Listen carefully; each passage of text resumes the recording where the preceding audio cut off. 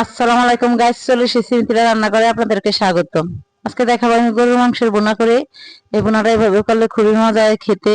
এটা আমি রসুন দিয়ে বোনাটা করব। এখন দিয়ে দিব আমি সামান্য পরিমাণ তেল দিছি, এখানে আধা কাপেরও কম তেল আছে। এখন দিয়ে দিছি এখানে আমি গরম মশলা, দারচিনি, এলাচ, লং, গোলমরিচ, তেজপাতা একটু 1 মিনিটের মতো আমি ভেজে নিব। নিয়ে এখন আমি দিয়ে দিব 1 কাপ পেঁয়াজ। পেঁয়াজটা একটু ভেজে নিব। এই ফাঁকে আমি দেখাই দিলাম গরু মাংসটা আমি কেটে ধুয়ে নিয়ে নিছি। এখন পেঁয়াজটা একটু নরম করে ভেজে আদা ভাজা হইলে এখন দিয়ে দিব আমি এখানে 1 চা চামচ জিরা, আস্তা জিরা দিয়ে দিব। এই জিরাটা এভাবে দিলে সেন্টটা খুব সুন্দর আসে। এখন দিয়ে দিব আমি 2 টেবিল চামচ রসুন বাটা, দিয়ে দিব আমি 1.5 টেবিল চামচ আদা বাটা, দিয়ে দিব আমি 1 টেবিল চামচ জিরা বাটা, আধা 1 টেবিল চামচ জয়তি, জয়ফল, এগুলি আমি আগে গরম মশলাটা বেটে রেখেছি।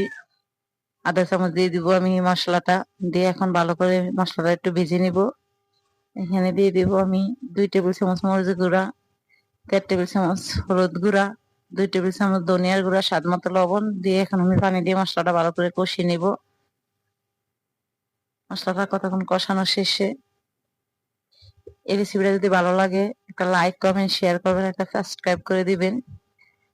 এইভাবে গরু মাংসটা দিয়ে রান্না করে খেয়ে দেখবেন, খেতে খুবই মজা হয়। এখন মশলাটা কষানো শেষে আমি দিয়ে দিব গরুর মাংসটা। এই মাংসটা খেতে খুব সুন্দর একটা সেন্ট আসে। এখন ভালো করে মাংসটা মশলার সাথে আমি মিশিয়ে দিব।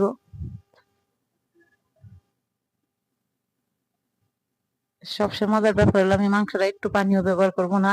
মাংসটা থেকে যে পানিটা বের হবে আমি ওইটা দিয়ে মাংসটা রান্না শেষ করব। এখন দেখে রেখেছি কতক্ষণ। এখন মাংসটা একটু বলক আসছে, দিয়ে দিছি আমি কয়েকটা গোটা মরিচ। এখন ভালো করে কষিয়ে নিব। মাংসটা সিদ্ধ হয়ে আসছে অনেকটাই। এখন আমি দিয়ে দিব আস্ত রসুন, দিয়ে দিব আমি আরো কতটুকু পেঁয়াজ কুচি। এই পেঁয়াজটা দেওয়ার কারণে মাংসের ঝোলটা অনেক ঘন হয়। দিয়ে এখন ভালো করে আমি ঢেকে রাখবো আরো কতক্ষণ। আমি কিন্তু একটু পানিও দেইনি, ওই মাংসর পানিটা দিয়ে আমি মাংস রান্না শেষ করব। মাশাআল্লাহ, কত সুন্দর একটা কালার চলে এসেছে। এখন দিয়ে দিব আমি কয়েকটা কাঁচামরিচ, উপর দিয়ে দিব আমি জিরার গুঁড়া। দিয়ে এখন আমি মাংসটারে বেড়ে নেব অন্য একটা হাঁড়িতে।